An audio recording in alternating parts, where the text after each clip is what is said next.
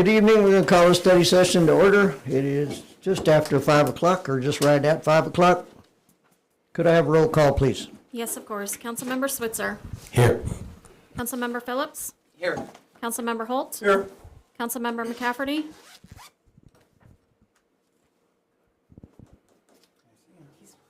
We can see you, but you're muted. Can you hear me? Now we can. I assume that means present. Councilmember Shacker. Here. Vice Mayor Granillo is not here. Mayor Armstrong. Here. And our town attorney is present. Thank you very much. Item 2, discussion regarding a requirement for a roll call vote for all town council action. Madam Clerk? So this was an item that came out of a request from council members. And if I remember correctly, this was a council member Switzer request. Yes, thank you. So I don't really have anything further than that, then allowing you guys just open up for discussion. And I believe Councilmember Holt was the sponsor on it. Okay, gentlemen who brought it forward, discussion on it? I just feel like, even though it comes out in the minutes, who voted which way, I believe, in the minutes, correct, Aaron? That's correct. The minutes show. I think live at meetings, to add an extra 30 seconds, roll call votes should be mandatory. Okay, anything else to add? I agree. Somebody did say that PV has a system where you vote on your computer and it lights a light in front of you, and everybody knows too. So either way, I think it's just allows us to be a little more transparent. Okay, it will certainly be looked at study session item, so it cannot be voted on. So I we'll think move we it. just wanted a little more discussion amongst the council to see if there was appetite to bring this back forward for Okay. any kind of action. Any other opinions, discussion? Yes, no, maybe? No, I don't think we have. I don't think we're big I don't enough really to, care. or Okay, I think it's a big deal. But Sherry? that's my opinion. Doesn't matter? Let's bring it back for an action item to get Okay. a vote on. Sounds good. John have opinion? John, I support it. you support it being a roll call vote all the time, or you vote? Yeah, I mean, I can see on the consent agenda, maybe not, but other things, yes. Okay. All right, possibility, are you with a consent agenda item? Yeah, it would be fine if the consent agenda could just be a non-roll call vote. Okay. But anything that's under consideration that's on the agenda. Larry, you I think okay should with be that? okay. Because you were a co-sponsor? Okay. Absolutely. So I'll bring the item back for a vote I'll try for the end of the month meeting. It might be the March 10th meeting. Okay, But, thank you. We'll bring it forward. You're welcome. Okay, item 3, presentation and discussion by Katie Pill, Finance Director, regarding the aquatics fee analysis. Madam Pill. Good evening, Mayor, Vice Mayor, and council members. So I think you're going to get tired of me tonight. I've got a few presentations. You'll have to bear with me. I apologize. I'm just getting over a cold. So at our recent budget retreat, we did talk about aquatic center fees and cost recovery and potentially increasing some of those. So this is just information for you all on that. It was prepared in conjunction with Cindy Thomas and Morgan Heiner in Community Services. So currently, our current financial picture for the Aquatic Center, Lean into the mic a little bit. I'm sorry, please. can you hear me now? The annual operating costs is around $302,000 with annual revenues at about $74,000. So we're at about a 24% cost recovery. And primarily we operate this facility as a community service. That's why it's supplemented so highly from the general fund. So this is just a picture showing our operating costs, the column in blue, next to our current revenue, the column in green.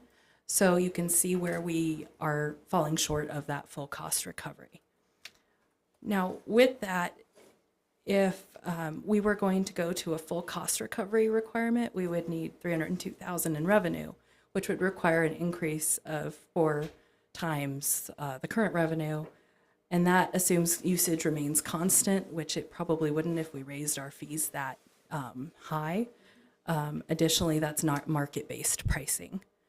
So if we were to do that and have 100% cost recovery, you're looking at daily admission going from $3 to $12, and family swim from $10 to $41, senior admission from $2 to $8, swim lessons from $45 to $183, dollar swim going from $1 to $4, family pass going up to $1,000, pool party rentals going to $300, pool facility rentals going to over $1,200. So that obviously is very expensive, so not feasible for our community. So looking at that right now, the blue column is where we are currently. And then if we were to try and get to different cost recovery levels, we looked at a variety of different analysis. The fees I just told you were the ones if we get to 100% cost recovery. So if we got to that blue column on the far right, we don't think that's realistic, and we think there's a better option, because we do want to balance quality of life with the aquatic center and the costs. Because it supports, our youth program, seniors and families, we want to make it affordable to those users. It also is a public health benefit and encourages recreation, and we really want to balance that subsidy level. So with that, we do think there is some potential for movement in the fees. And potentially what could happen is move it to a 34% cost recovery in the first phase, so perhaps for the 2026 season, and then moving on to a 42% cost recovery for the 2027 season. So that would up the daily admission amount in the first year by $1, $2 the second year, same with senior admission, and then dollar swim would have to go up as well, and then all the other fees in conjunction with that. So family swim, swim lessons, we kept a little lower than what we would normally do. And that's primarily because of the benefit it provides and the safety to our, younger residents to get those swim lessons at a reasonable cost. We don't want to make it cost prohibitive for them to learn those skills that are very valuable. An area where we were able to increase a little more is like the pool facility rental, because that's an optional thing, but we don't get a lot of those annually anyway, as it is. And then season passes. We up the prices of those a little bit.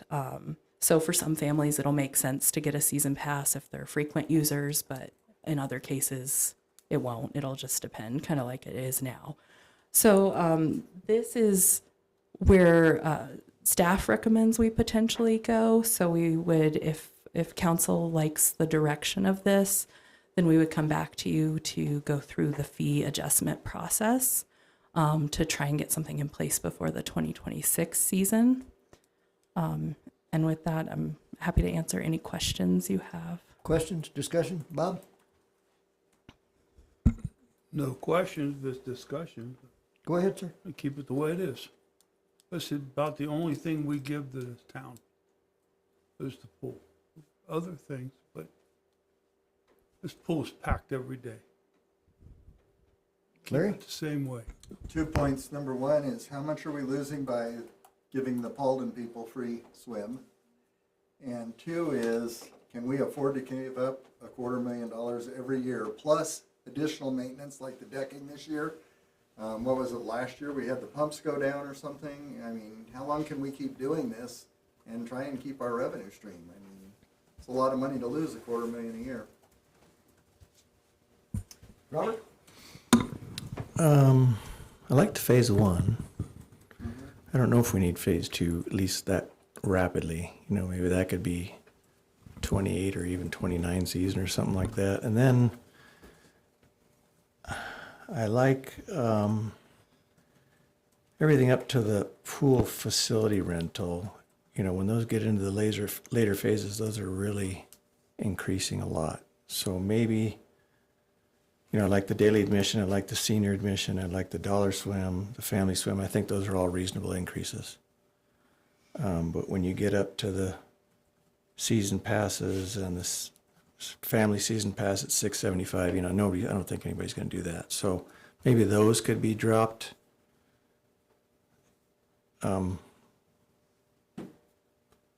Lower. But yeah, I like Larry said, I think that's a huge red item. And granted, it's great for the town. I think we still need to keep it affordable as affordable as we can without having a nosebleed that's gonna bankrupt the town. Not gonna bankrupt the town. Sherry? Find something else. I think phase one is pretty good, but I also agree with Bob that there's not a whole lot of recreation for kids in Chino besides the pool. So you start raising the prices, then they're gonna be staying home or they're gonna be out getting in trouble, so. Eric? How are we, and Cindy might know this, how are we compared to the Y? So the Y, I believe, is $15 for a single day if you're not a member. And then you get, that's for an adult, and you get a child free with that. So they're much higher. And then comparatively, like in Prescott Valley, they don't charge a rate for their pool admission. And those are our two that are in the area. Prescott Valley's free admission Correct. for residents? Or For anybody? anyone. Anybody? Oh, wow. Yeah, I mean, I don't see a problem with phase one. What I do see is, like Rob said, after the aqua party pool facility rentals, yeah, that increases quite a bit. But a couple bucks to, And then we have a fair amount of people coming here for PV, don't we? That's what I From heard. What we've heard, Cindy yes. might have more information on that. So, I mean, that says something too. They're willing to pay to come to a nicer pool, so. Yes, we get some crap. yeah, I mean, phase one's fine. I agree.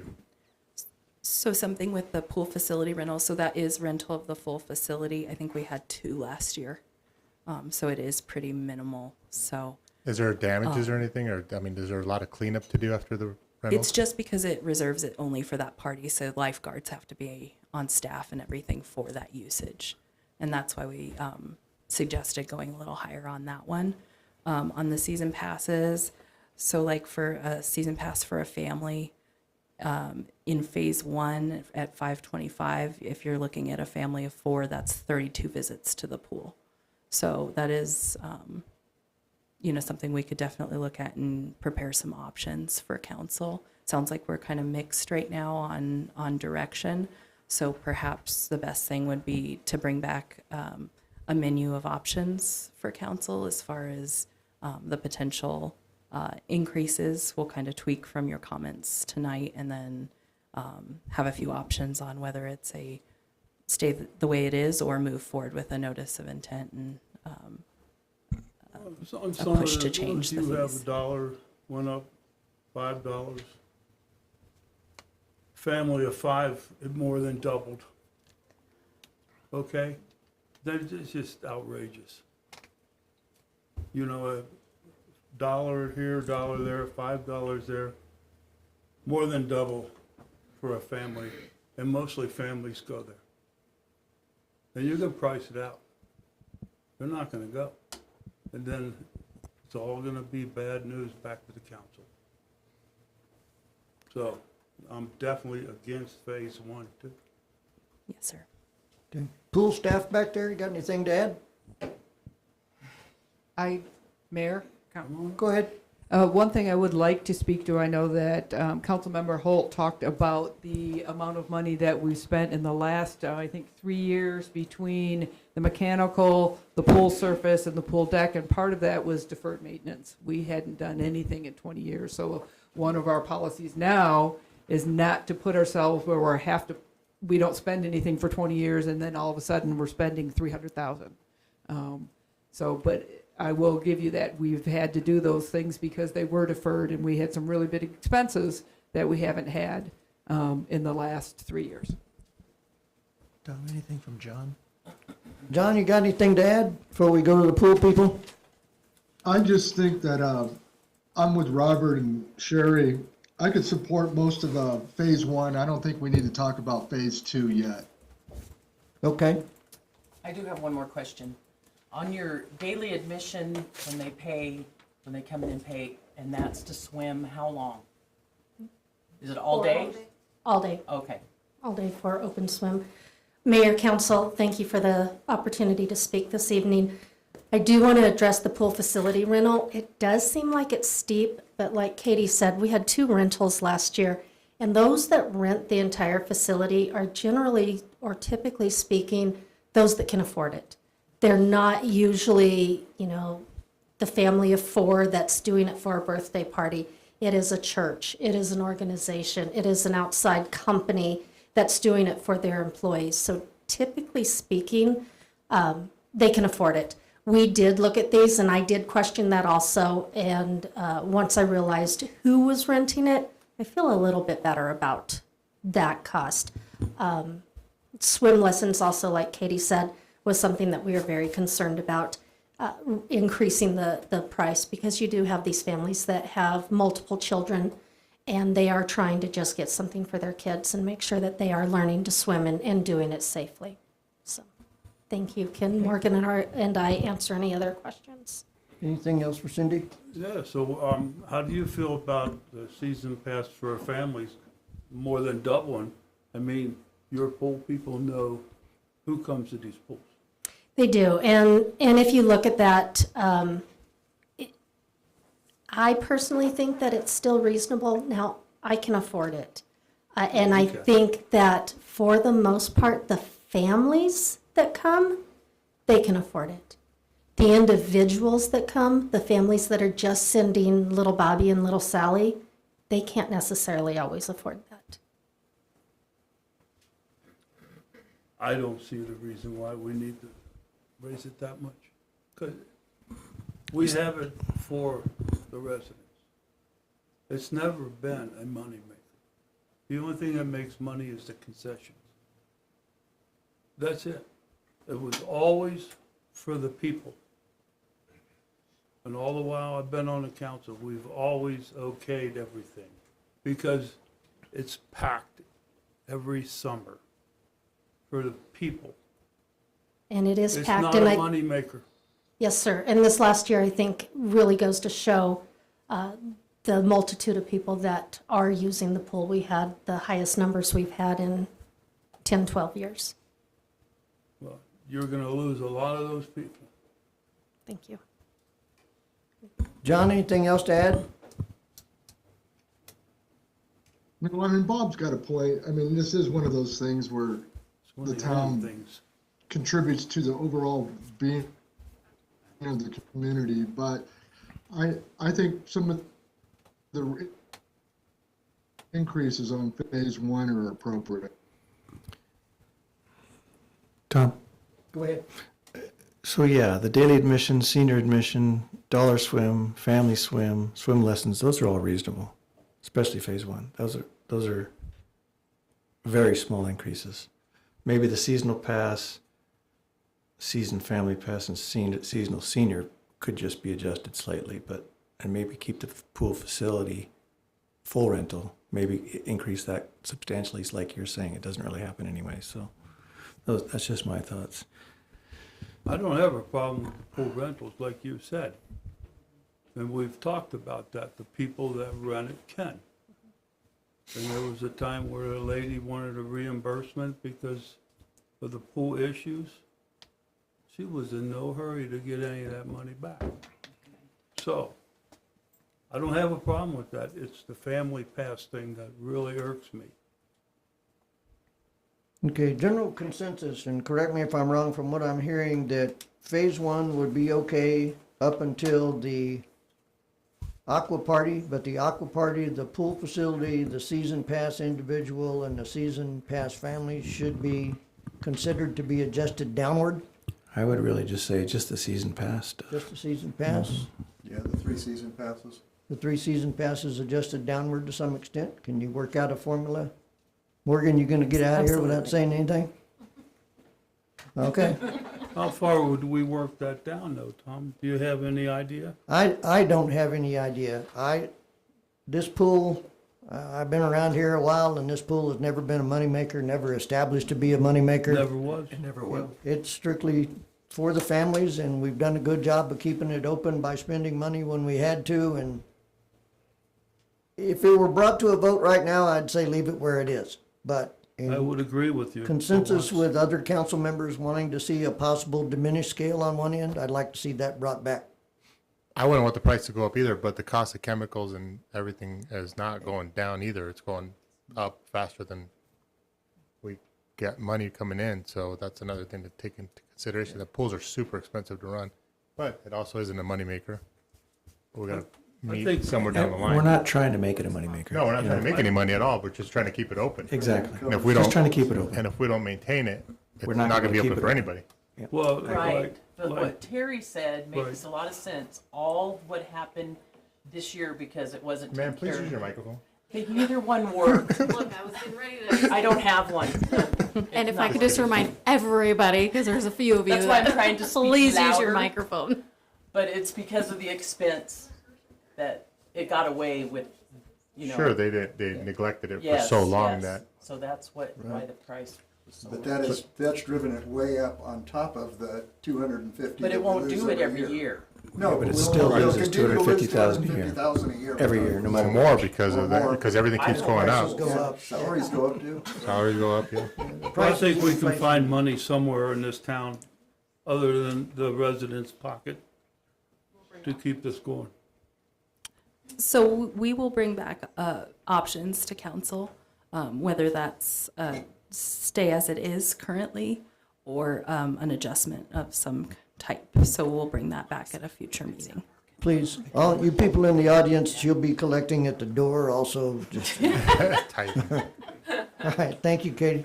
I think most of them work for the town, Tom. Really, I know. We could do a bake sale. A big sale, yeah, okay. You're baking. Yeah. Item 4, presentation and discussion by Katie Pell, Finance Director, regarding property tax options. Madam Pell. Hello again. I told you were going to get tired of me. So property tax options, this also came up at our recent budget retreat. And so we just want to go over a little bit about the difference between primary and secondary and what that would look like for us. So a primary property tax can be used for general government operations. It's subject to the Arizona Constitution levy limit, which is typically 2% of the levy plus any new construction can be added into that. And then it counts towards the 1% homeowner constitutional cap. So that means if it's an owner-occupied residential structure, there's a cap on the amount of property tax that is primary on that home. And then it's a permanent base once it's established. So if a town already has it, then council annually adopts the levy ordinance during the budget, and you follow truth in taxation and other requirements to increase over the prior year amount. If you've never had a property tax, primary property tax, it requires voter authorization to establish the initial base. So in our case, that would mean it would need to go to the voters for approval. And once the base is set, then future increases are limited to the 2% increase along with the new construction. So that being said, a secondary property tax is another option. And that's for specific purposes, typically not general operations. It's bonds, debt service, and special districts. So that could be something like if the town were to take out a bond for road improvements, that bond could be paid through a secondary property tax. Again, it needs to go to the voters for approval, and it's not subject to the 2% levy limit because in that case, it's a specific issue that's approved by the voters. And it doesn't count towards the 1% homeowner cap because it's in the secondary classification, not the primary. It does require the voter approval, like I said, and it's based on the actual debt schedules or the voter approved limit. And the secondary ends when the bonds are paid or the override expires. So sometimes that's a little more palatable to the residents because it's got an end in sight. It's not a forever thing. It's based on a specific issuance.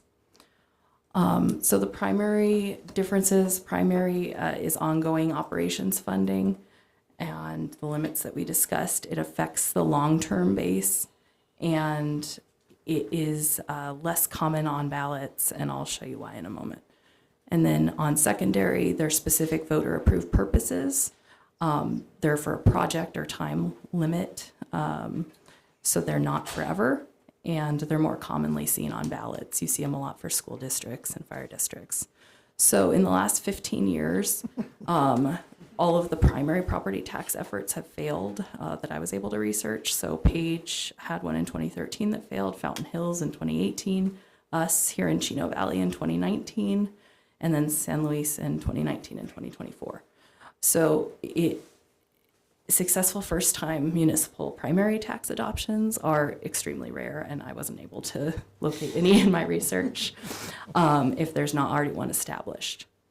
And on secondary property tax, numerous bond and override elections happen through Arizona, and those are common for streets and public safety and schools and buildings, those kind of things. And those pass because of the project-centered focus, where secondary taxes are typically much more palatable, like I mentioned, to the voters versus primary. So as far as the actual amount on the property tax bill, it doesn't change how it's calculated, whether it's primary or secondary, except for the limitations that are in place for it. So for a brief example, if our tax rate were the number on the far left column, so say we had a 1% tax rate on a $100,000 primary assessed home, it would bring in approximately 1.2 million in tax revenue, but it would cost the property owner around $100. And that would be around $8 a month. And that goes up, obviously, as the tax rate goes up. But where these often fail is because there's so many other taxes that are already on properties in Arizona and in our jurisdiction. So for example, this box on the right side shows taxing authority. So if somebody is located in our street lighting improvement district, this is just a sample from there, they would have Yavapai County tax, Chino Valley School District, Yavapai Community College, Chino Valley Fire District, the Fire District Assistance Tax, the SLID tax for our street lighting improvement district, library, flood control, and then the Mountain Institute. So all of those added together, and I added Chino Valley on there just so you could see what a 1.5% tax rate would do. It would bring in $150 for us from that home, but then that boosts the overall tax bill for that property that's only valued at the limited property value at $100,000 to $1,200.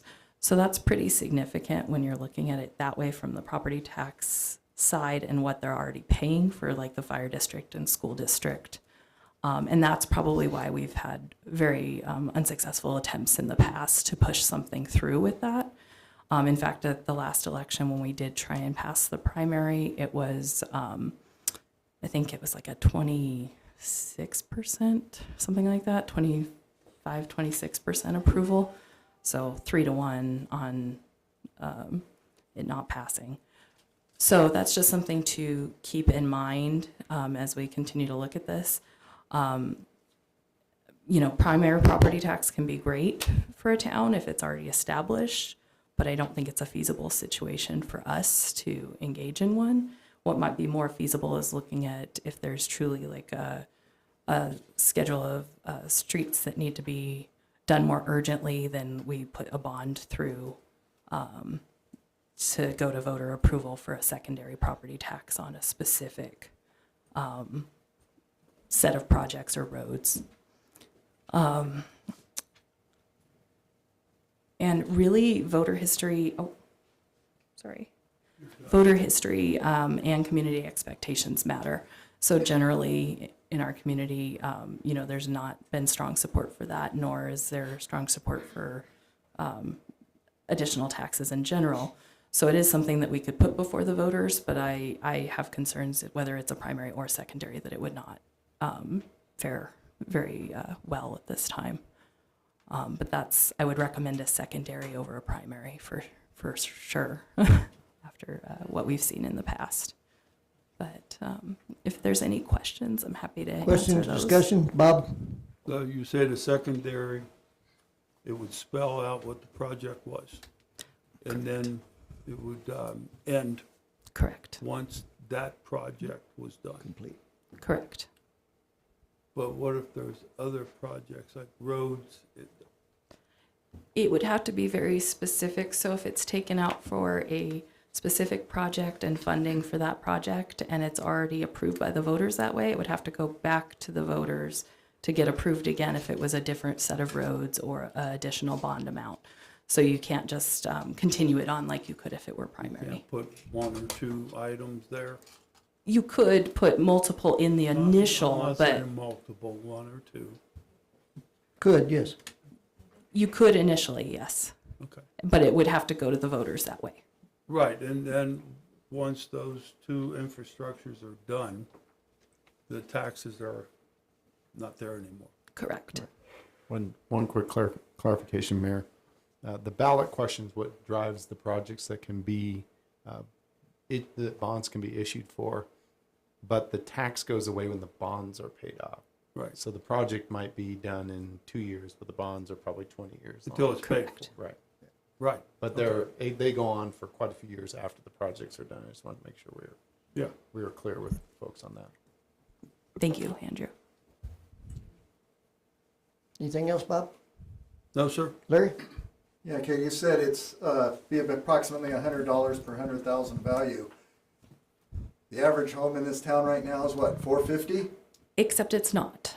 So yes, a sales price, yes, but they go off limited property value, not full cash value, and that's a substantial difference. So this was one in the area of Bright Star. So they're nicer homes. Typically, they're selling for around the 400,000 plus range, and I think the LPV on one of the ones I looked at was like 158,000. So I dropped it down to 100,000 for this example because a lot of our properties that are in like Chino Meadows area are going to be around 76,000 in LPV, even though even those are selling for over 200,000. You know, it's just the way that property tax is done in Arizona. So it's a different calculation, essentially, is what they use. And on the bonds, you said that, on that second, that they aren't locked into the percentage of increase. So it could increase over time if we weren't going to be making our deadlines. In other words, if we passed a 10-year bond and after 5 years, it was apparent that we're not going to make it, then we could just arbitrarily raise that, or? The way they're structured is you actually structure the tax each year to meet your debt service requirement. Right. So we would look at whatever debt service is due, and that's how we calculate the rate for that secondary property district. So it would be if, $1 million was due on the bonds that year, then we would structure the property tax for that year at $1 million to cover that. Now, where you run into issues is if your debt schedule has large differences from year to year. So you want to try and keep it as a standardized amount, so you're not seeing a huge jump each year over the next, so people aren't seeing a large change in their bill. It's just enough to cover that actual debt service. So as new additional homes are added to that secondary property tax area, it actually reduces the amount on other people's homes because the actual total valuation of the area goes up, so it spreads it out more. So it's only to pay those debt service requirements. Okay. And so if we wanted to, say, pass a bond to fix all the roads, I think the last bid we had to do all the road, the last estimate from Frank was $90 million. Not feasible. So this isn't feasible to pass this for roads, or unless you're just No, going to say we're going to do this one road. You would be looking at more like maybe like a $15 million bond.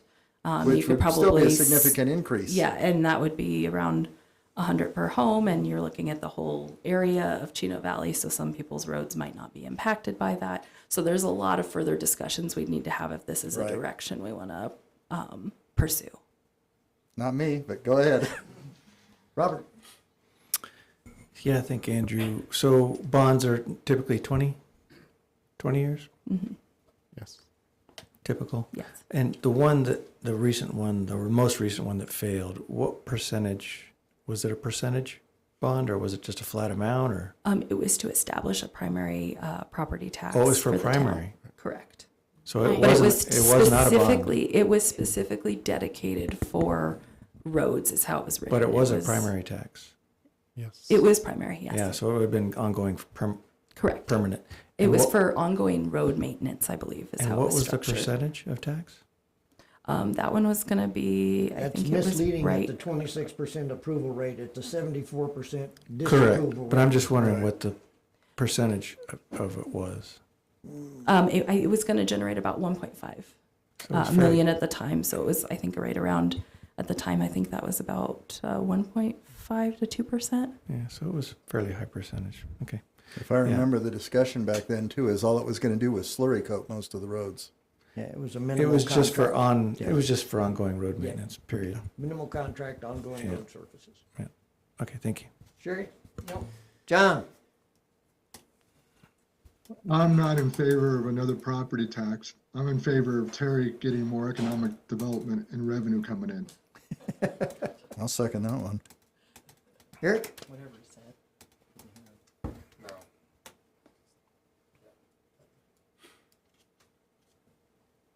General consensus, thank you very much for your presentation. I, at this point, don't see a reason to bring it back without further discussion coming up at a later study session or something where we can pin down the numbers a little bit.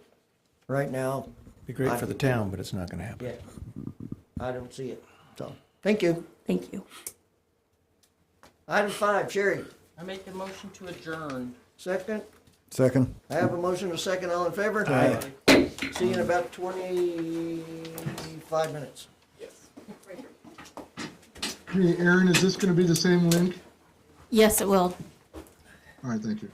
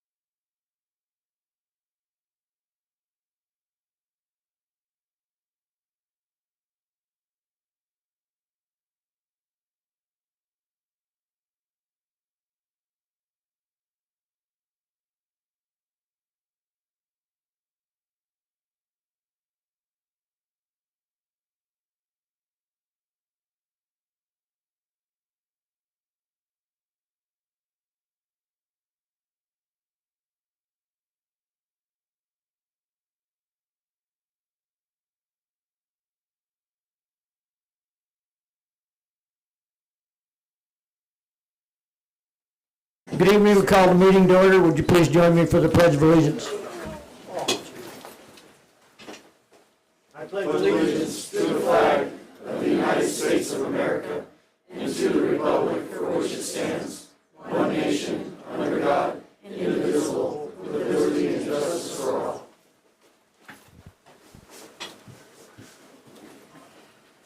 Thank you. Could I have a roll call, please? Yes. Councilmember Switzer? Here. Here.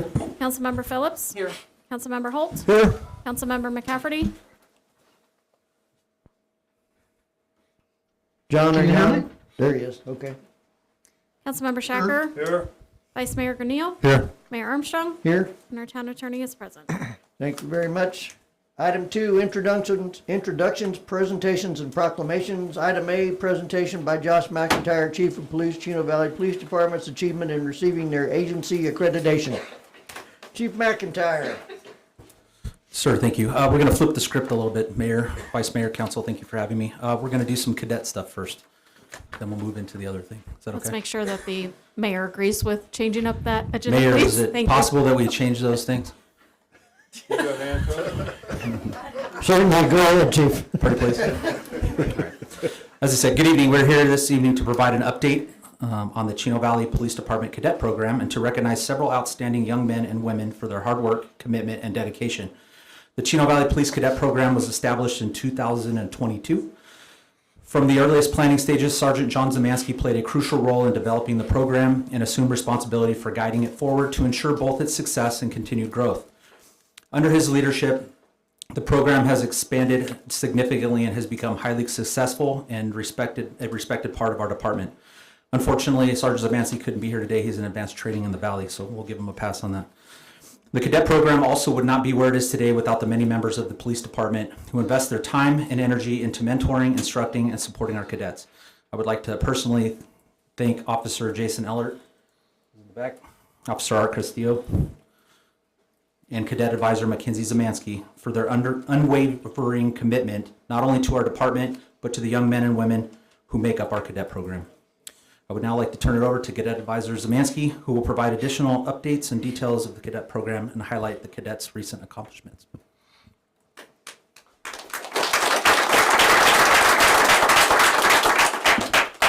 Thank you again for having us. Let me lower this just a little bit. The Chino Valley Police Cadet Program serves teens ages 14 to 20 who are interested in pursuing a career in law enforcement. Our cadets meet bi-weekly to learn and practice essential law enforcement skills, such as traffic stops, building searches, defensive tactics, and more.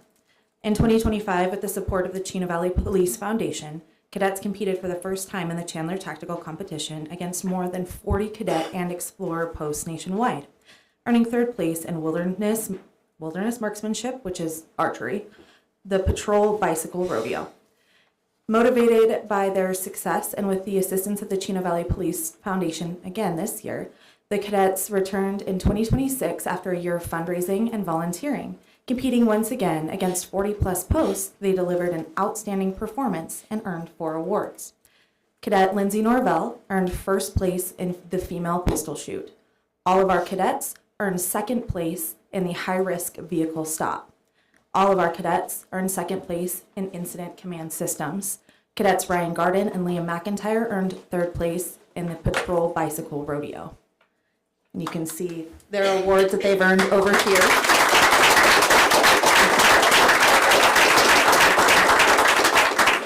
Their dedication, supported by outstanding instructors, prepared them for every challenge.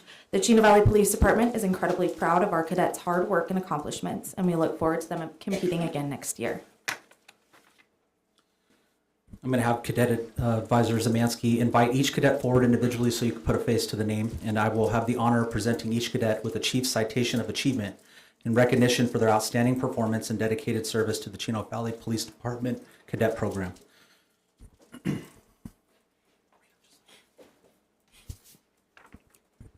Skylar Vorpahl.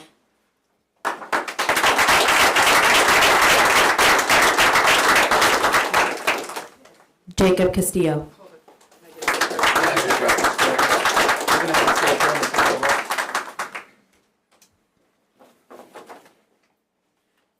Paulina Ponce.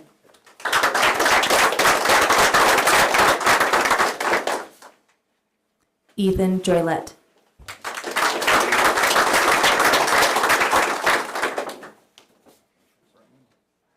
Lindsay Norvell, who is unfortunately not with us today. She's at university.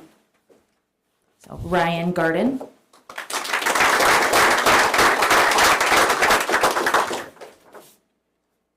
Wellington Sid Ortega, who is also unfortunately not with us tonight, and Liam McIntyre.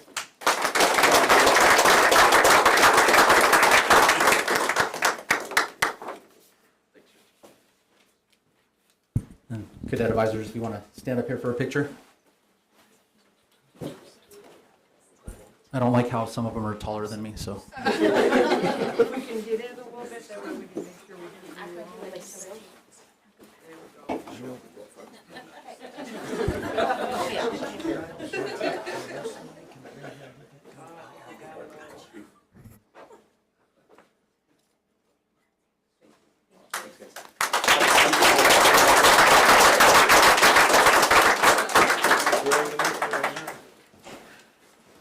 Okay, item A, which became B and is now back to, Sorry. okay. I always have to throw a wrench in the system. All right, so we let this leak, as you all have heard. I am proud to share that the Chino Valley Police Department has officially earned accreditation through the Arizona Law Enforcement Accreditation Program, also known as ALEAP. This achievement represents a significant standard of excellence and underscores our ongoing commitment to professionalism, accountability, and best practices in law enforcement. This achievement reflects a rigorous 2-year process that include an in-depth self-assessment, a mock review, an on-site evaluation, and final approval by the ALEAP board. Accreditation is not a one-time check-the-box thing. It's an ongoing commitment that we will continue to uphold as a core element of our strategic plan. In fact, reaccreditation process started the moment we walked out of the room with that nice plaque and stuff, so the clock started ticking again. This milestone required significant effort and dedication. It has strengthened our department, reinforced accountability, and delivers lasting benefits to our entire community. This achievement would not have been made possible without the exceptional leadership and tireless dedication of Lieutenant Randy Chapman. He took on this immense responsibility and was truly the driving force behind our success. Lieutenant Chapman, would you please come up and join me?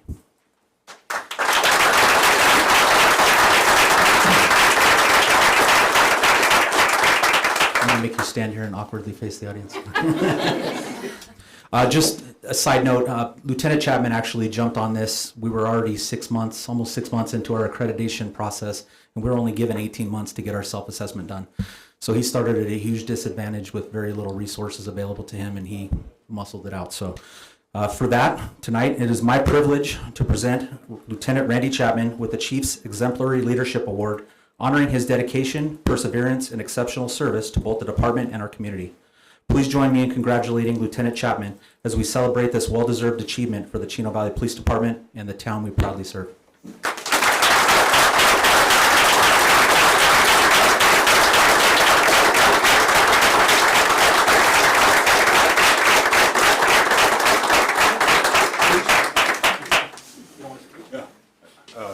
Mayor and Vice Mayor and Council, I'd just like to say that it wasn't all just me. There were many people in the PD that played a critical role, and throughout the town. This involved finance and human resources as well, getting documents from them. So it was a team effort. I was just the one that put it all into the program that we use.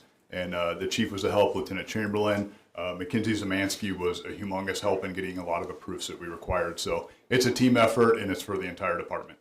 Great. Good Thank you job. very much. Thank you. And just before Chief leaves, I was down there at the ceremony with the limited number of police departments that have this accreditation, particularly our size.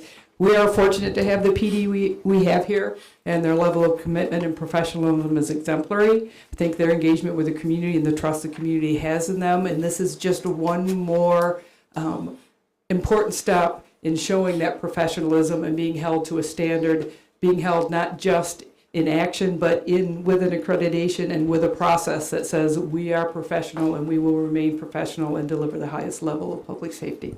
So thank you.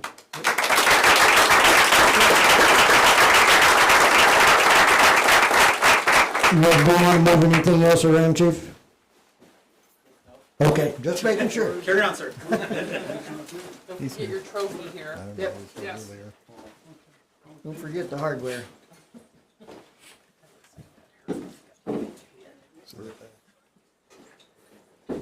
Okay, item C, presentation and update by Vinny Gallegos, Y-Plan Executive Director.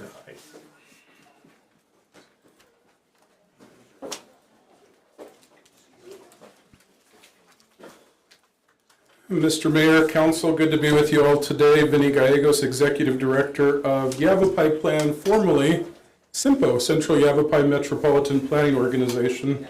I'm sad to see the crowd thin out. I thought they were here for this update, but they got the applause going, so we'll see if we can keep it going. So I appreciate this opportunity to come in and really share the value of regional transportation planning and our partnership with you in the town of Chino Valley.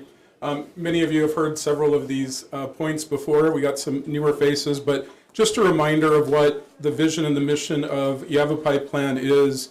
It's to promote and maintain a regional coordinated transportation system for the safe and efficient movement of people, goods, and services. Our mission is to use regional leadership in planning, promoting a comprehensive multimodal transportation system. I always like to start with this because I think this hopefully really sets the tone for one of the many things that we bring in partnership to the town of Chino Valley. So one of the key parts, and I really would like to take a moment to appreciate Mayor Armstrong, also the other elected officials that represent the region, Supervisor Kuknio. I also see former County Supervisor Craig Brown, and a lot of work over the years has gone into this and continues to go into this. And when you start looking at this, you know, this alone is really impressive. Over the last 5 years, through Yavapai Plan, we've been able to secure for the Central Yavapai region about $27 million. When you break that down over the 5 years, that's on average about $5.5 million a year. To put it in context, we are asking the state legislature for one-time funding of almost $48 million. In that last 5-year number, the number I didn't add in there is the I-17 improvement, because that would have really blown the number up. But I want to be transparent in that if you include the legislative ask and what's been apportioned, that's at the bottom of the screen. It's about $103,000. Why that I-17 matters, we all drive it, but what's significant about me bringing it up, it's the organization of Yavapai Plan, formerly SIMPO, that actually started the ball rolling on that formally. It was the executive board that passed a resolution and got regional support. And they said what we were saying was I-17 needs to be improved. When it gets shut down, it's detrimental to safety, to the economy. So it really got the ball rolling with us, but that apportionment has been monumental in those improvements that you see today. So just to put this in context, and this is a key part of kind of my update to you today, is your annual match is around $80,000 in this fiscal year for 26, to be exact. And Terry plugged this number in because it's going to come up on a later action item at a different meeting. But the exact number for fiscal year 26 is $77,447.35. If we just looked at what we're doing with the regional legislative ask and the return, and that's all that we were able to bring to the town of Chino Valley and the region, that's about 68% or 68 times on that $80,000 in contribution. And again, in a moment, I'm going to show you these projects, but I'm going to show them also as we move forward. But I wanted to pause here to really be able to illustrate just this alone with your being elected officials, working with Senators Wynn, Bliss, and representatives, and Senator Fincham is really, really important to continue to keep this success and to keep it going. So I just want to put this in context of last year, and we're going to talk a little bit more as we go through this. Your contributions last year were around $20,000. We jumped up to $77,000, and this presentation is going to go in to be able to explain why that jump has taken place. As the executive board, with your representation of Chino Valley, continues to identify priorities and opportunities that I'm going to be outlining, that really shows kind of the match going to support the agenda, and I'll come back to this in just a moment. But I want to be able to show what we've done the last 5 years. One of those is the roundabout at 69-169, Glassford Hill Road Improvement, 69 pavement, and then the interchange at 89 and 89A. And then, like I said, you add the I-17 in there, and you have a little over $100 million worth of regionally significant projects. Why that history is important? Because it brings us to where we are today. So currently in the House, you have House Bill 2304, and Representatives Bliss and Wynn have signed off on this bill, and they're moving this bill forward. If completely successful, fingers crossed, our region would get about $48 million. The number one project on this list is the improvement of State Route 89 in the town of Chino Valley between 3 and 5 North. Here's what's a real big breakthrough with Mayor Armstrong's help, is we've really got Representative Bliss to really advocate for this project. She's been working with ADOT staff to be able to understand the opportunities to really be able to deliver this much needed project of improvement for safety and capacity. The number 2 project we have in here, we really want to acknowledge Representatives Wynn for this on-ramp project. He has already committed this as his number 1 project for the region. He's already spoke to the speaker. He's already running a separate ask of this. So I'm incredibly hopeful for that $4 million to be delivered by the state legislature. And what this will do is it will add an additional on-ramp as you go from either Chino Valley or Prescott to Prescott Valley. And then we're also looking to support the 89 through the Dells project, which the city of Prescott is discussing today. I want to also acknowledge at the bottom of this page is House Bill 2760. This is also another bill being run by Representative Wynn for $15 million. What this program is if you are successful in achieving a federal grant, this will help you in the match reimbursement that would be the local responsibility. So it really is $15 million to unlock $200 to $300 million worth of projects. It's a very, very smart program, but please speak to the representatives and the senator about both House Bill 2304, House Bill 2760, incredibly and directly beneficial to this community and the region. So again, to recap on this, we really do have, through our regional partnership with you, we really bring that proven advocacy. It is a direct local impact. What you get in Yavapai Plan is a regional voice. It's not just Chino, not just Prescott, not just Dewey Humboldt. It's the region speaking that's saying, look, this is the priority of the region. So you can have all these conversations with our representatives, but it really matters a great deal when you come in and you're representing the region, and it is about leveraging investments. So we've talked to you about this before, but I think this is a great time to highlight our investment in Chino Valley and the region for $275,000. We just completed our 25-year transportation plan. We update this every 5 years. What this gives the town of Chino Valley is it gives you a list of regional significant road projects. It helps you to prioritize what projects need to be prioritized and how do those projects get delivered. We look at this from 3 different perspectives, and I'm not going to go into great detail, but we look at preserving what we have, we look at modernizing what we have, and we look at expanding when and where necessary. But this really is a great support to the town of Chino Valley in your decision-making and your regional support from us and others to be able to prioritize projects. I'm going to go through the next couple slides. If possible, I'm happy to answer specific questions, but it's not so much today about the specific projects because there's plenty of time to circle back and talk through them. What's important about these next couple slides, though, is looking at the big dollar amount.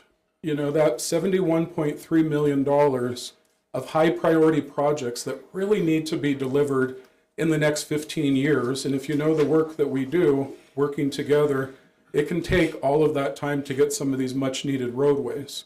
So you're welcome to look at these projects specifically, but what we've identified through the planning process, in order for our traffic, in order for our transportation to operate safely and efficiently, there needs to be a $71 million investment. So really the conversation for us as we move forward is how do we work together to make that happen? How do we work side by side with the state of Arizona, with our neighboring cities and towns? And I'm going to put this in the context that as a region, we've delivered over the last 10 years about $77 million worth of projects. So we could get stuck here pretty quick, pretty easy. And this is just from the town of Chino Valley. This isn't necessarily Prescott Valley. So we do have a lot of regional needs. As we look to the medium priority, this takes us to that 2041 year up to 2050. And again, we have another list which is close to the last number, which is about $71 million worth of projects. On this list is where you start to see that SR 89 widening between roads 3 and 5 north, again, comes with about a $38 million price tag. We just did a ribbon cutting. Some of you were able to attend on State Route 69. To put that in context, that was about 1 mile of widening. From Prescott to Prescott Valley, that was about $12 to $13 million. Took about 12 years to make that happen. So when I start throwing out these numbers, it's helpful to be a little bit grounded in kind of the state of needs and the resources that we have and the work that's cut out for us. As I go into low priority, this starts to look 25 years and beyond. And some of these things, depending on how the media covers it or the public views it, might raise some red flags and say, what? There's a new road there, what's going on? Again, I want to couch that today in the conversation by saying this is a planning study. This does not commit to these projects. This shows at the 25-year and beyond mark, so we have some conversations to have between now and then. But as we look at regional traffic and how it's moving around with the population today and an estimated 25 years in the future, you start to see what the needs are. Again, the number that's placed here should be a big sticker shocking number when you start getting into $833 million. But part of our conversation as a region is where are the needs and how do we help in response to those particular needs? Next thing I want to talk about is our ACT UP, our active community transportation. For the first time, we've went ahead and focused on bicycle and pedestrian throughout the region. We understand that each community is a little bit different from Prescott to Chino to Dewey Humboldt. So this wasn't a one-size-fits-all. But again, what we did with the town of Chino Valley is prioritized around the schools. Where are the kids, the families, and the community? Where are they currently biking? Where are they walking? What can we do to support you and improvements, which I'll show in a moment. I think I can flip to the next slide on this project. We were successful in getting a grant for $292,000 to help you with the design of a sidewalk project on Road 1 East and Perkinsville Road. So this came out of that ACT UP study. This helped to prioritize what are the needs of the community. But again, how do we find the resources to deliver these projects? I'm incredibly proud of this project because rather than coming to you and saying, here's a list of problems you need to fix, we're here to work side by side with you and be able to figure out a solution. And that's what's happening here is we were able to find the funding to do the design. After that's done, we'll work with you to find the funding for the construction of it. So I think that's a great example of our grant program and what we're doing. I'd like to take a moment to acknowledge our regional transit system. It represents about $2.5 million of federal dollars at work in the town of Chino Valley and throughout the region. So we have two systems. We manage Yavaline, which services Prescott and Prescott Valley. You have Yavapai Regional Transit, which is born out of the town of Chino Valley but serves the region. And between those two systems, you have regional connectivity. The idea is that residents of the town of Chino Valley could use both transit systems, but sometimes it's a matter of connecting one to the other. So the opportunity that we want to create is getting people to jobs, to healthcare, to the VA. That's one of the #1 destinations. And if a resident in Chino Valley can get on Yavapai Regional Transit and then connect with Yavaline and get to Prescott Valley for DES, we want to make that happen. I really appreciate tonight seeing some of the founders of Yavapai Regional Transit here in the room, in Ron and Sherry Romley. And without that real vision and leadership over a dozen years ago, we wouldn't be where we are today. And I also appreciate Mayor Armstrong through the executive board really taking on this leadership to really show, again, how do we help our citizens and our residents get where they have to go. The Prescott and Prescott Valley system right now, 40% are using it for jobs. They're using it to get to jobs. 30% are for healthcare.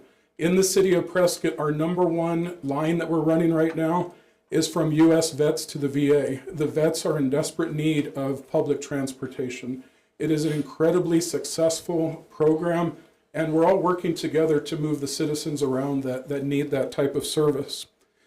I want to kind of wrap up here at this point on regional conservation planning. So again, when you look at what are some of the reasons that that match increased from the number last year to where we are to this year?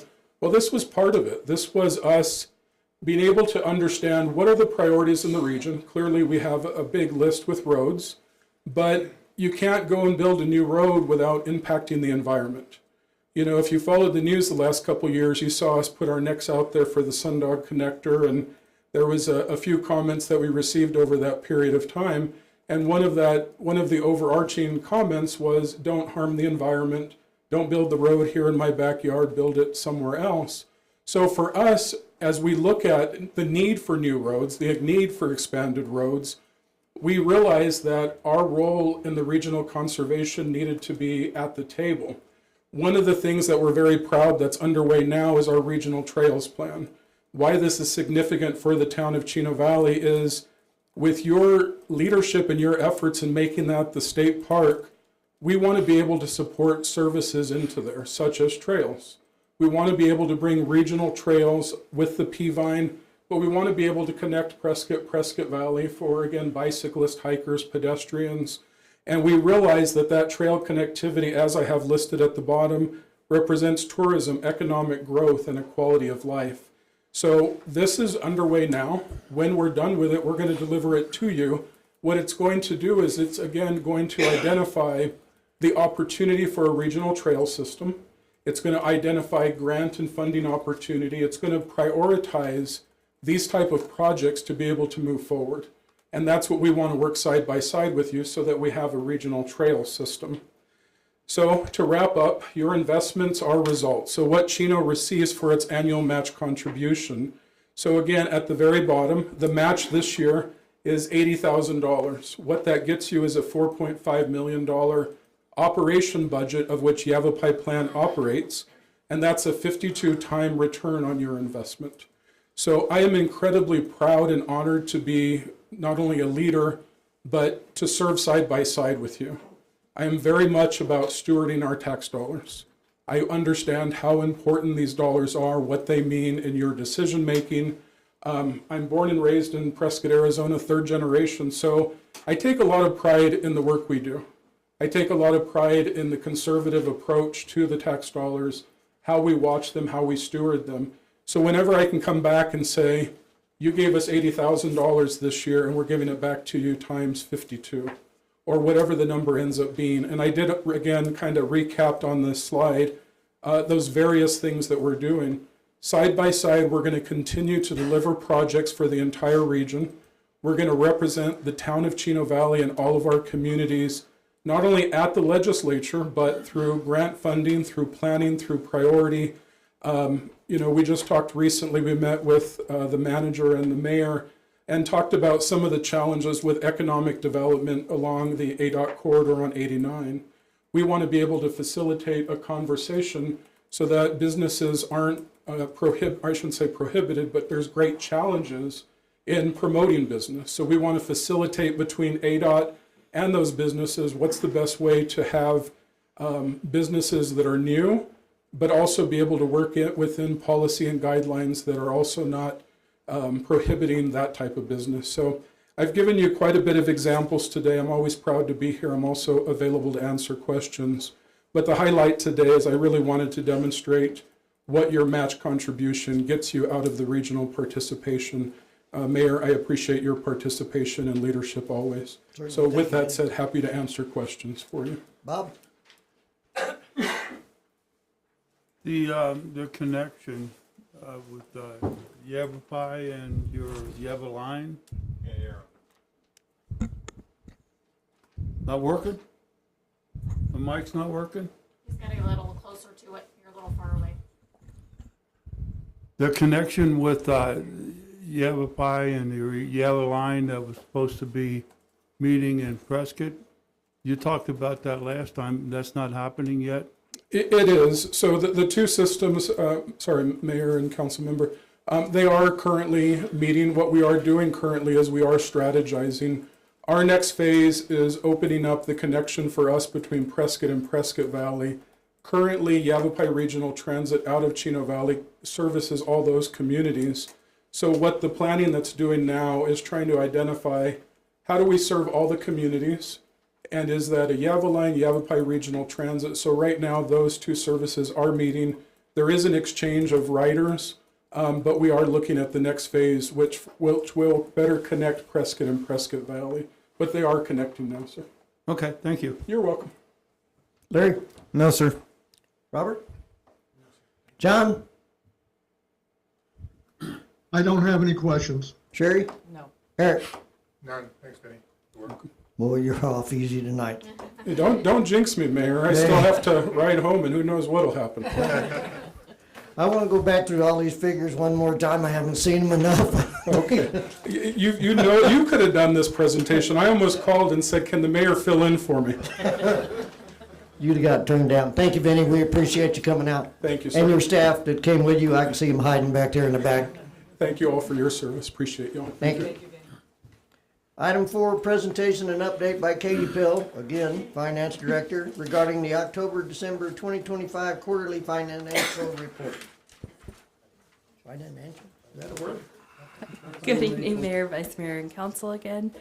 So it is time for your second quarter update. So that is through the end of December. As a reminder to all our public, the full report can be viewed online on our town website. If you go to government, then finance, you can find all our financial reports for the town there.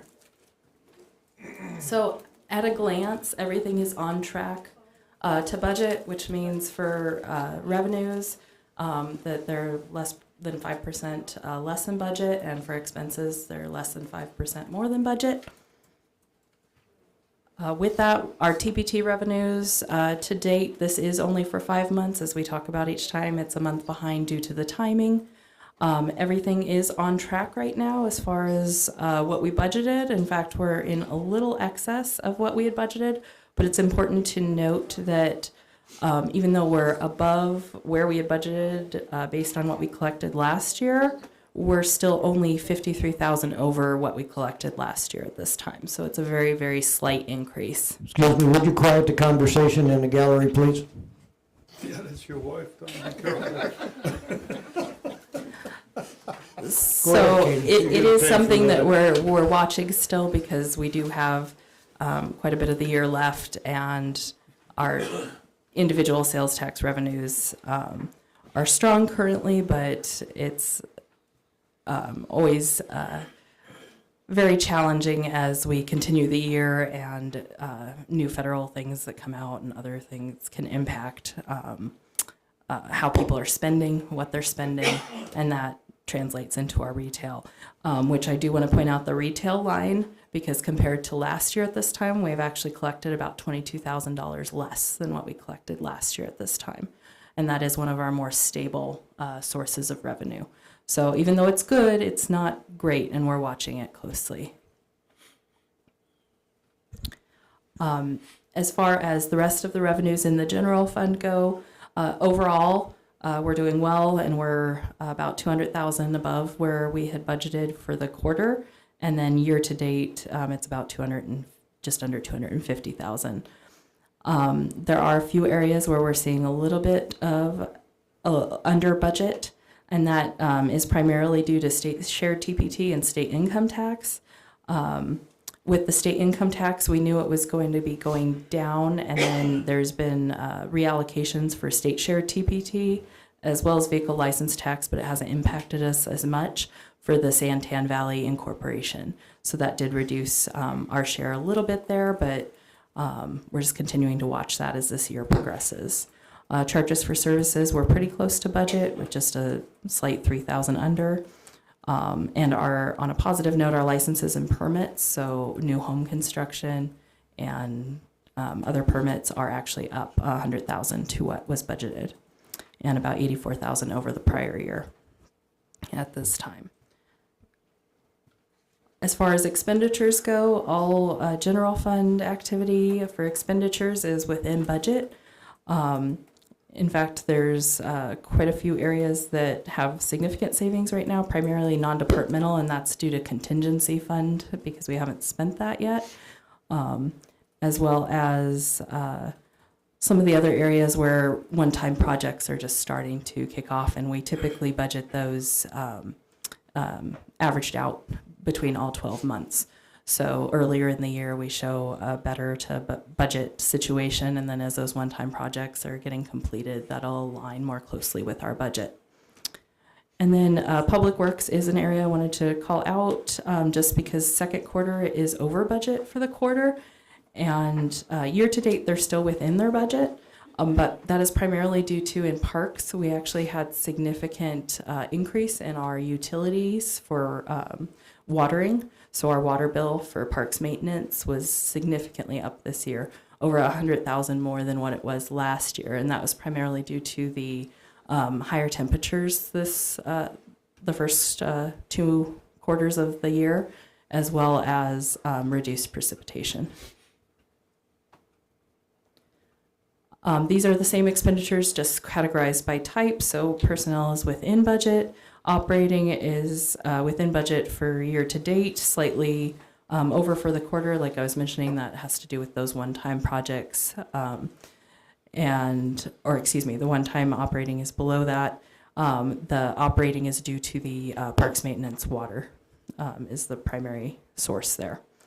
And then contingency, we have not spent any contingency funds to date. However, council did allocate $197,200 of contingency for the townhomes project for the extension of the water and sewer lines. So that's, even though that's not an actual expense yet, that is something that we're tracking as well.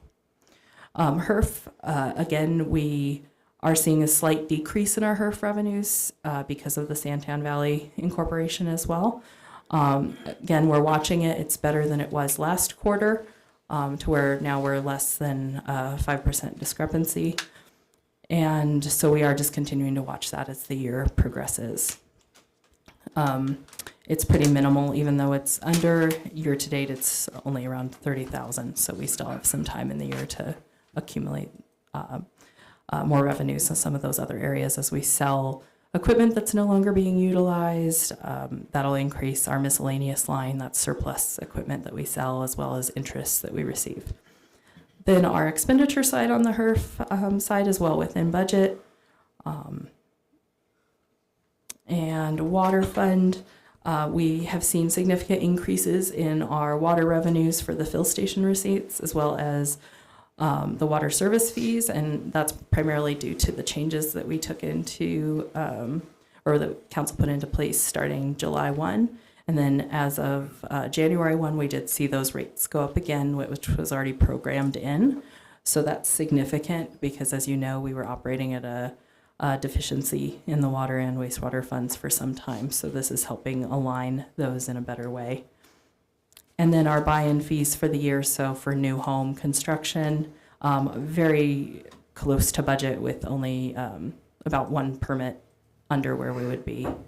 And then on the expense side, we're looking at remaining in budget for all of the personnel operating, one-time operating, there isn't any, and then debt service and contingency has not been used on the water side.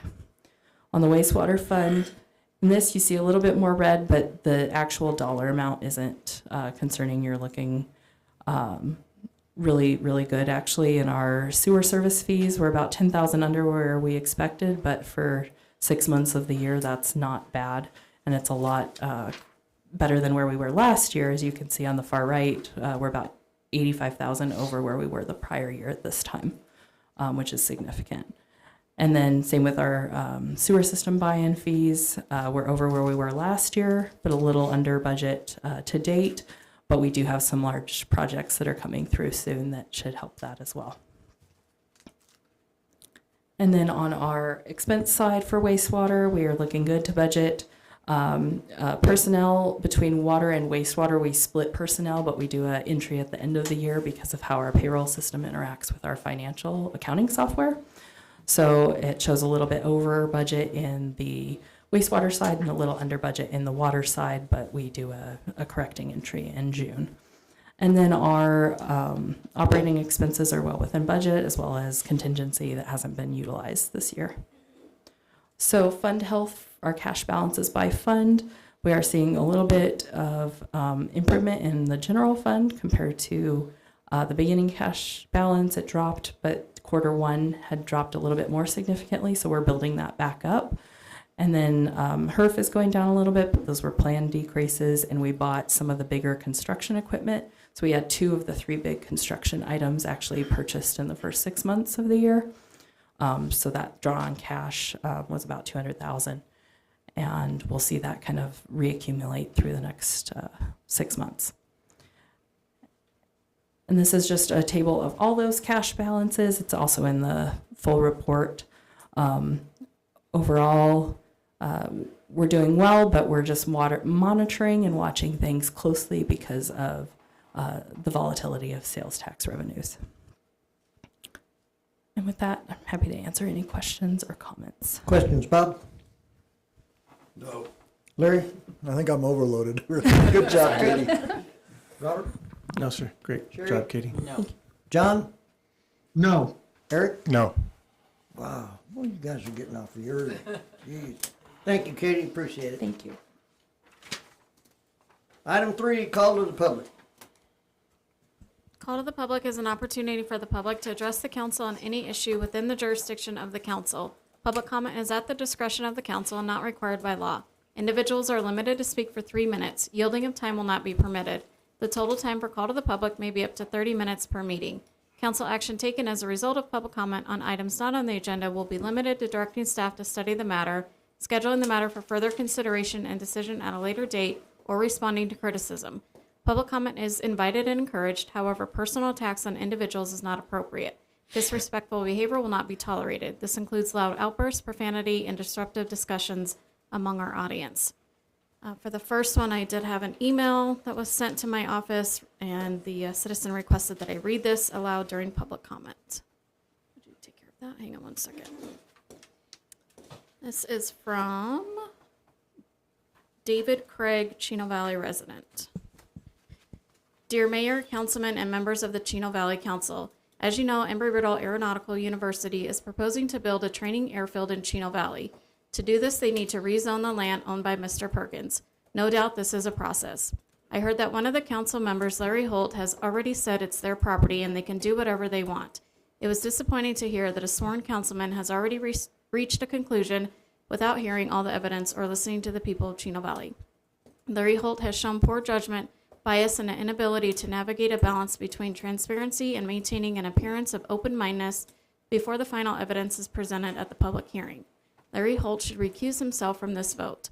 I don't believe that Mr. Perkins has really thought about the ramifications of this deal. I believe he can't see past the revenue income and has not been told the whole truth. I believe that Embry-Riddle Aeronautical University knows exactly what they're doing. I believe they know that this is a health hazard. This action will pollute the air with lead and benzene from the small aircraft fuel. I believe they know this fuel travels for miles and how it affects people, animals, and the land. This is why the FAA, in partnership with the aviation industry through the Eagle Initiative, Eliminate Aviation Gasoline Lead Emissions, is actively working to transition small piston engine aircraft from leaded fuel to unleaded alternatives by the end of 2030. There's also the issue of a chainsaw flying over your house. This will decrease property value to everyone within earshot of a flight path. Property owners will have to disclose it, and believe me, it's not a plus when selling your home. I believe they just don't care. I hope that you have investigated Embry-Riddle Aeronautical University to know exactly who you're dealing with. Look at the way they run their company and who they support. Believe me, it's not what the city of Chino Valley supports. I believe the businesses that we have here are partners, and I don't think we should partner until this company has been thoroughly investigated for acts of inappropriateness, safety issues, and violations. We need to do our due diligence. It's hard to trust a company that puts their company before the people of our community. I believe we need more airports, pilots, and air traffic controllers, but I think there has to be better places to do it than here in Chino Valley, Arizona. If you approve this rezoning, then you are taking a blind risk with our residents. You are our voice. I believe the correct answer is a resounding no on this rezoning issue. You have the power to stop this on behalf of the people of Chino Valley. A final word. If I might be so bold as to suggest to Mr. Perkins that he should concentrate his noble cattle and ranching business instead of the business of poisoning and making people miserable. Mr. Perkins, please withdraw your request for rezoning. To the City Council, please read this into the record at the appropriate council meeting. You can't escape Google search. CC Elijah Crane, David Craig, Maple Lane, Chino Valley, veteran and property owner. Thank you, ma'am. Will that be read into the record at the council meeting as he requested, or does call to the public? He requested call to the public for Okay. tonight's meeting. So it's a done deal? Yep. One of the rules of call to the public is to respond to public criticism. I will allow Councilmember Holt to answer those questions or allegations if he so desires. Well, I'll just answer it real quickly. He heard. I didn't say that the Perkins could do whatever they wanted, so I'm just going to leave it at that. Thank you very much. All right, so next up I have Annie Perkins, yes, a town of Chino Valley resident. We sure on that one?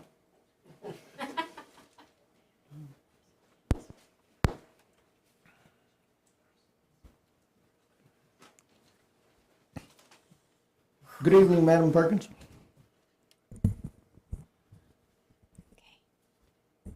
Take a deep breath. Right? It's not often I'm nervous up here.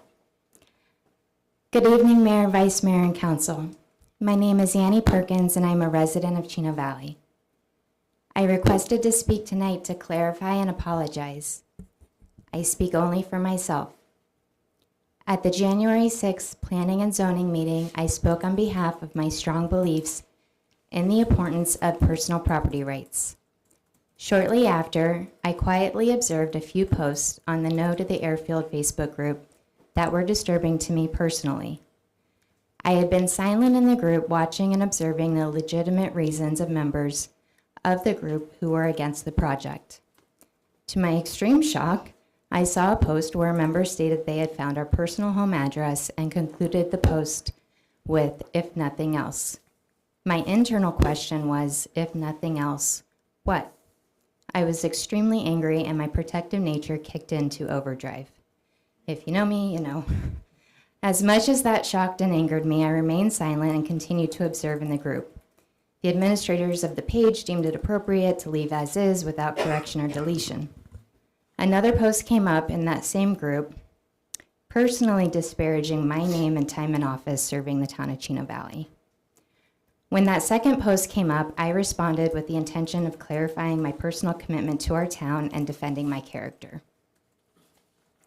I erred greatly in my statement. I stated that the town rezoned the property without the owner's knowledge, and that was incorrect. I was thinking back to the 2040 general plan change to open space. This error was quickly brought to my attention. I verified the information and edited the post to remove that portion. When I saw a few comments regarding my prior statement, I deleted the post altogether. I understand my comment created a lot of confusion and fueled questions amongst those against the project in the community. Please know that was not my intent. I believe in personal property rights. I believe in personal autonomy.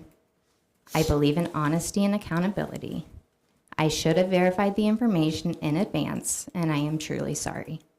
Please accept my sincere apologies for stating incorrect information that has caused any additional contention to Planning and Zoning Commission, Town Council, staff, and to the community at large for the confusion. Thank you. Thank you, ma'am. Thank you. Next, I have Andrew Marwick, not a town of Chino Valley resident. Andrew Marwick, Prescott resident, formerly of 6900 North, 5200 West in Chicago, 7 miles east of O'Hare.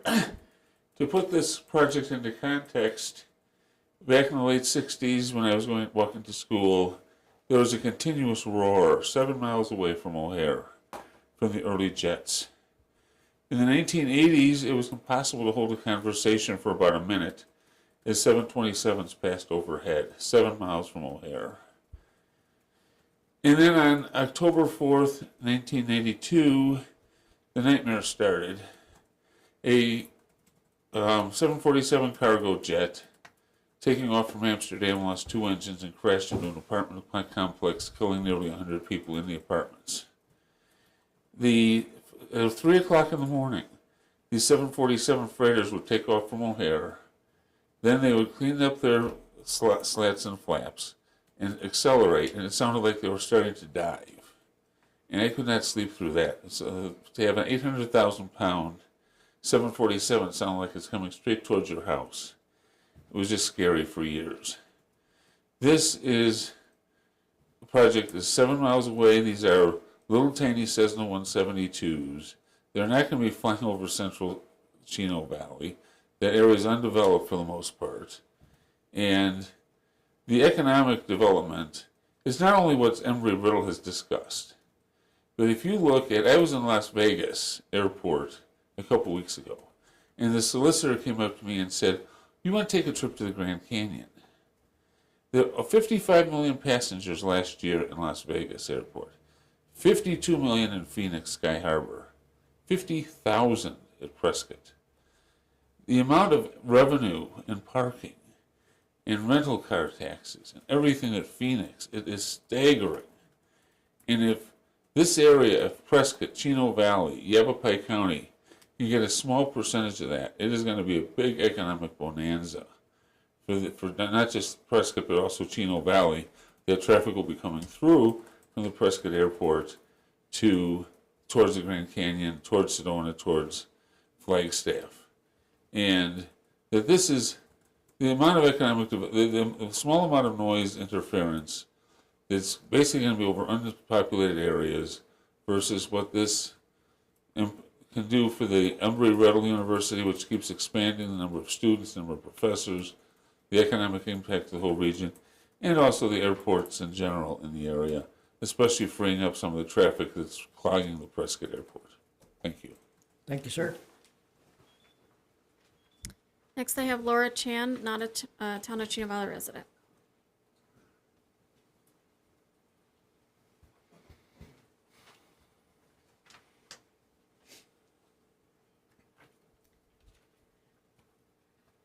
Hello, Council. Good evening, ma'am. Mayor. My name is Laura Chan.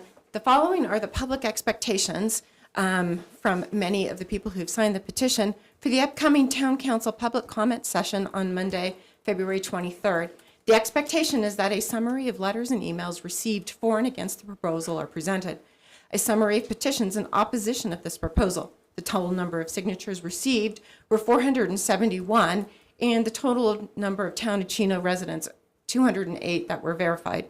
A presentation of how this Perkins Ranch Airfield does not fit into the general plan. Many concerns have been brought forth by the people and need to be presented, versus a summary by Development Services of how this proposal fits. A presentation of noise issues 3 miles out from the airfield and at least 2 miles from the proposed flight path. All maps are to include all structures for everyone to see the impact of this proposal and the flight path with altitudes, especially along the east side of 89. Answers to Chuck Merritt, P&Z's request for information on the impact of Embry-Riddle training flights on the residents of Cottonwood and Clarkdale.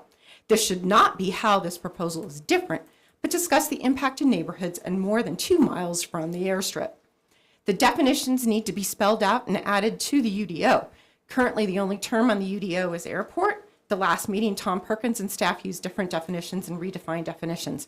Definitions were required for the solar ordinance. What is different here? Are we to assume that this is really an airport and that's what is being described in the cup?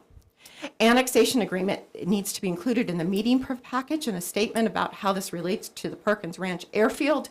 Status of the water annexation negotiations, although attorney negotiations are not public record, the status remains relevant since this proposal is up for the approval. The water annexation topic has not been a part of the agenda for the previous meetings, but has been discussed without specific details given. In the absence of information and transparency, this lends itself to the appearance, possibly, of a quid pro quo arrangement. Clarification of what exactly the Town of Chino Valley is voting on. Phase 1 or all 4 phases of the CUP, which states in the package proposal. A fire station is required, so how can the Town Council vote to approve the CUP if they do not even know how the fire station will be staffed? It must be written into the CUP agreement now so that the citizens know they will not be required to fund a private fire station. If these issues are not addressed, the town council cannot make an informed decision on the rezone and Perkins Ranch airfield. All relevant information must be shared with the council to avoid bias and ensure residents understand the proposal's impact. Transparency, lacking so far, is essential for the next presentation. Thank you so much for your time. I know you're hearing this, and I know you will make the best decision if you get all of the information. Thank you so much. Thank you, ma'am. That's all I have. Thank you all. Item 4, status reports by mayor and council regarding current events. Bob? No, sir. Larry? No, sir. Robert? No, sir. John? No, sir. Sherry? No. Eric? No. Golly. Making it easy. Okay, 2 things. There is a town hall meeting in Paulden Friday evening at 6 o'clock at the Paulden Community Church. Supervisor Kuknio from District 4, and I'm told Senator Fincham will be present to answer questions and let you address common subjects that are available right now, both in Chino Valley and in Paulden. Probably a good thing to attend and express your opinions. Those people should listen to you. For Supervisor Kuknio, I know he will listen. I'll leave it at that.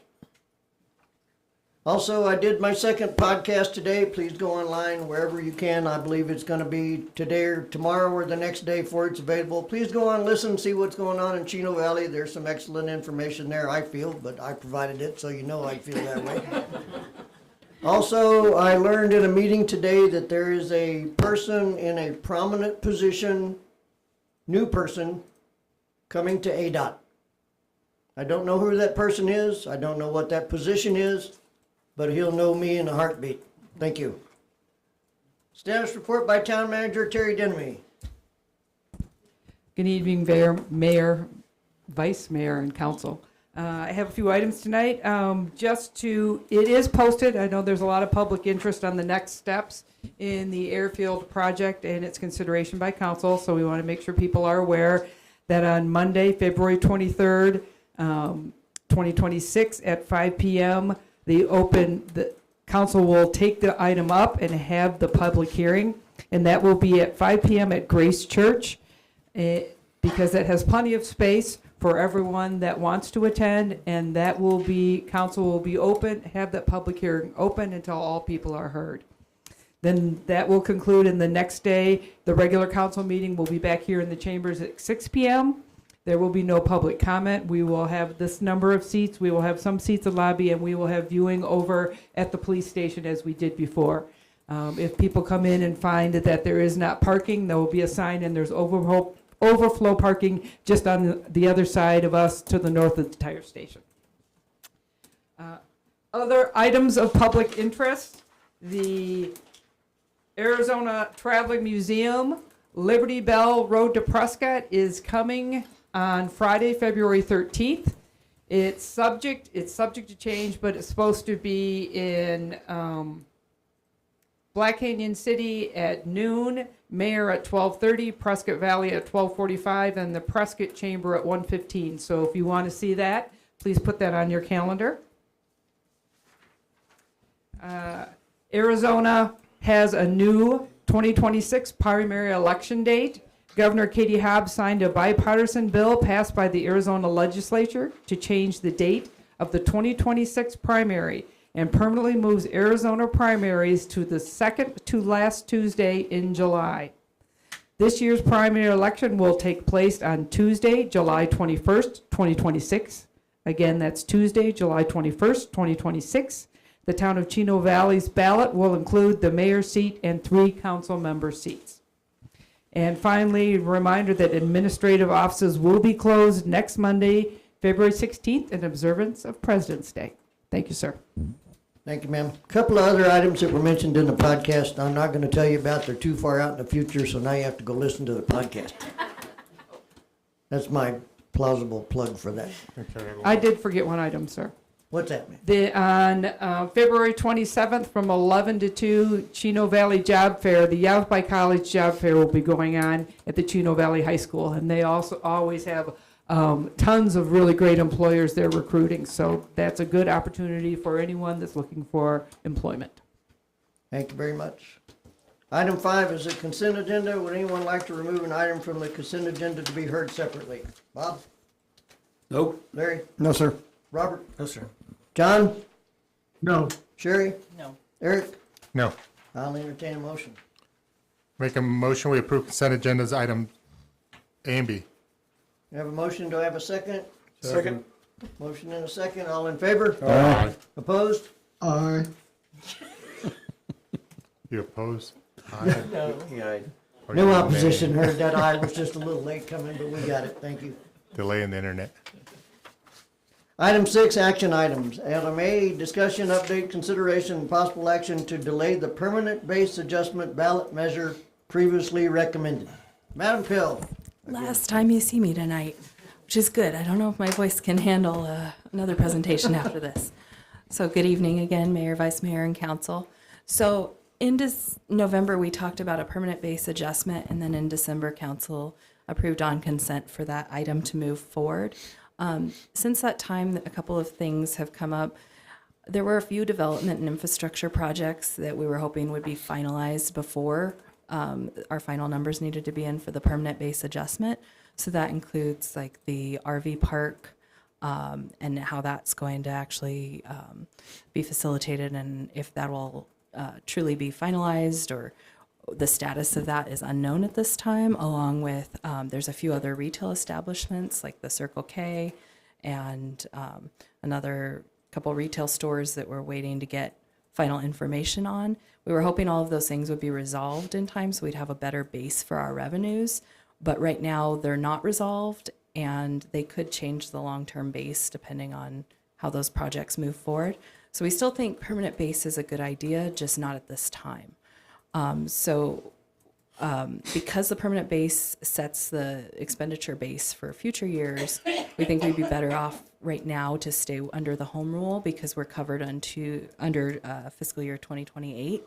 And then at that point, we would go for home rule again for 4 more years, and then 2 years into that. So 4 years from now, we could look at a permanent base again to see if the community has changed in a way that we need to restructure or rethink what our growth pattern is, because we do have a lot of things on the forefront right now that could impact that. Additionally, the election timeline moving up a few weeks also complicated that issue, because we don't have as much time to wait to finalize some of those other projects. So why this matters is if we set the base too low, it could cap us from being able to spend the revenues that are collected from those other sources. But conversely, if we set it too high, it can create kind of a structural issue because those revenues might not materialize, and we don't want it to be a pie in the sky kind of number. We want it to be actually supported with what we're actually seeing. And with that, we believe this is the best option for us at this time to maintain that fiscal flexibility with home rule, and then look at adjusting to a permanent base once it will be a more long-term permanent base and not need to be adjusted in a short-term manner, which we fear it might if we move forward with that right now. And with that, I'm happy to answer any questions. Questions, Bob? No, sir. Larry? No, sir. Robert? No, sir. John? No, sir. Sherry? No. Eric? No. Thank you, Madam Pill, appreciate it. Thank you. And I will entertain a motion. Questions for the staff? I'll make a Nobody has motion. questions. Nobody has questions. I'll make a motion for action items 6A, delay the permanent base adjustment ballot measure that was previously recommended. I have a motion, do I have a second? Second. Motion and a second, all in favor? Aye. Aye. Opposed? None heard, motion carries, thank you very much. Item B, consideration and possible action to authorize the submission of an application to the Department of Transportation's Build Grant Program. Good evening, Mayor, Vice Mayor, members of the council.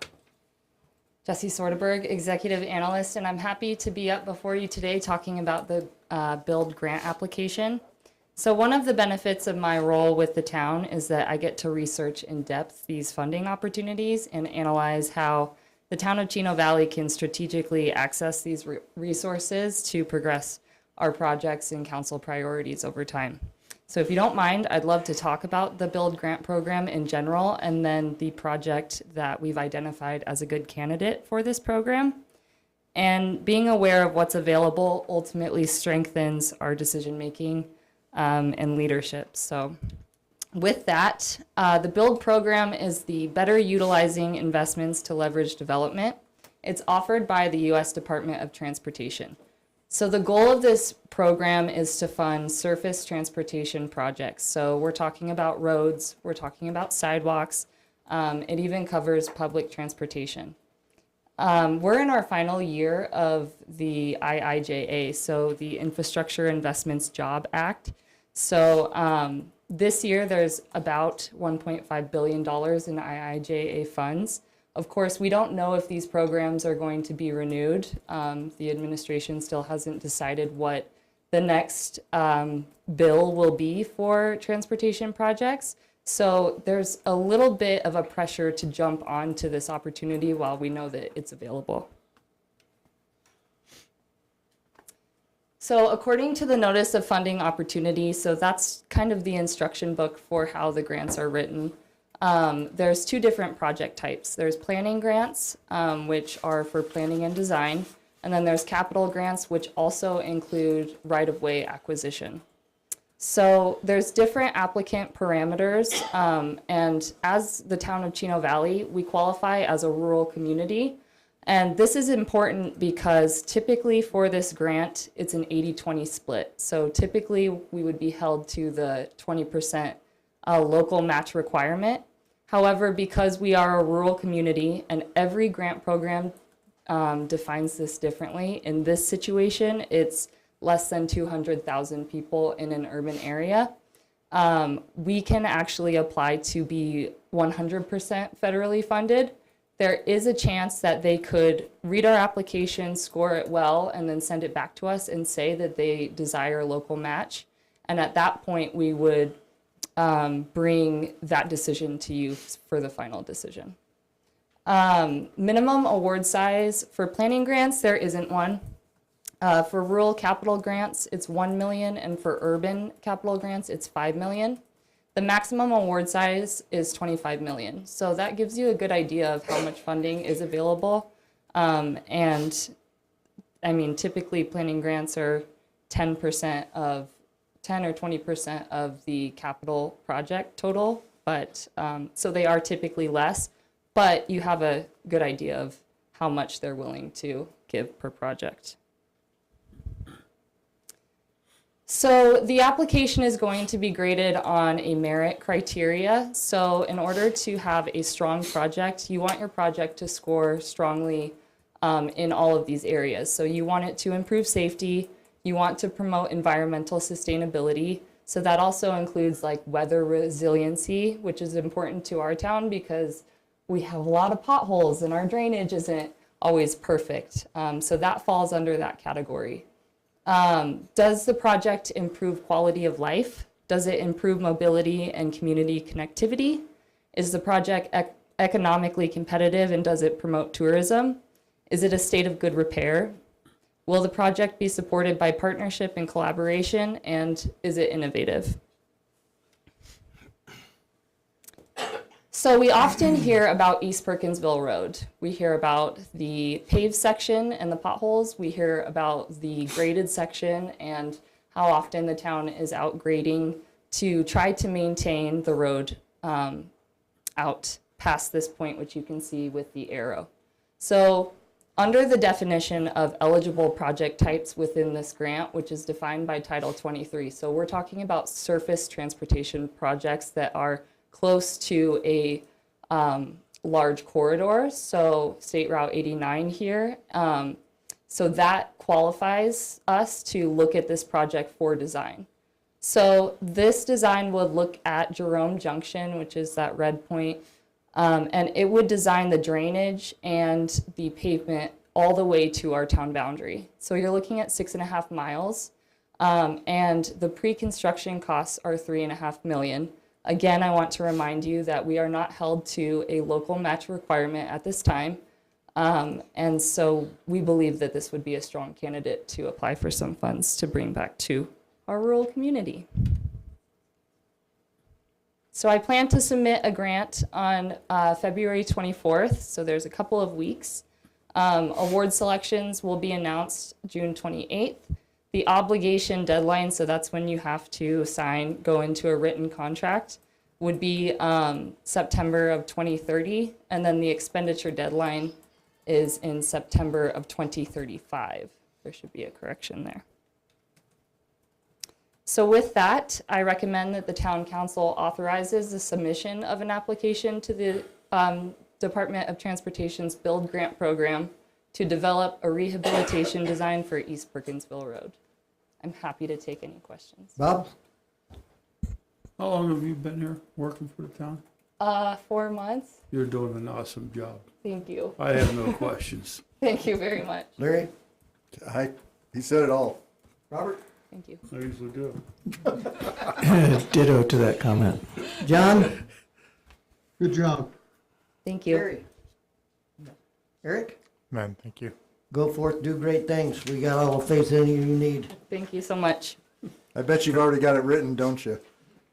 12 pages out of 27. Okay, with no questions for staff, other than what we just asked her, I'll entertain a motion. Okay, I make a motion to approve action item 6B, consideration and possible action to authorize the submission of an application to the Department of Transportation's Build Grant Program. I have a motion, do I have a second? I'll second. I have a motion and a second, all in favor? Aye. Aye. All opposed? None heard, motion carries. Thank you very much. Item C, discussion and possible action to require the appointment subcommittee conduct interviews of planning and zoning applicants when vacancies occur. Madam Town Clerk. Good evening, Mayor, Vice Mayor, and Council. So during the January 13th, 2026 Town Council meeting, members of the council requested that this topic be brought back at a later date for discussion and possible future requirements of the appointment subcommittee regarding planning and zoning applicants.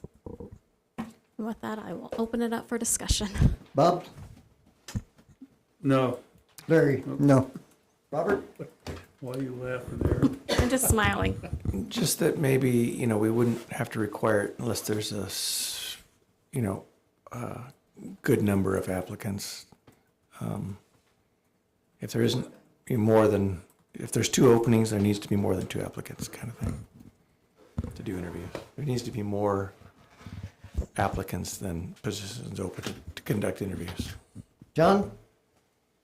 I'm with Robert on that point. If there's more applicants than there are slots, we should use critical thinking and decision-making on who gets on the board. Sherry? No. Eric? None. Well, this is going to require a motion since it was brought up in discussion to possibly do this. Or we can just return it for an action item later if you need more discussion. I would entertain a motion. Mr. Mayor, I would put a motion for action to require the appointment subcommittee to conduct interviews of the planning and zoning applicants when vacancies occur, as long as there's more applicants than positions available. I have a motion. Do I have a second?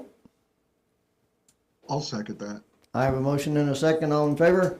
Aye. Aye. Any opposed? Nay. One opposed. My vote is aye. Motion carries 6-1. Thank you very much. Item 7 is Sherry. Make a motion to adjourn. I have a motion. Do I have a second? Second. I have a motion and a second. All in favor? Aye. Aye.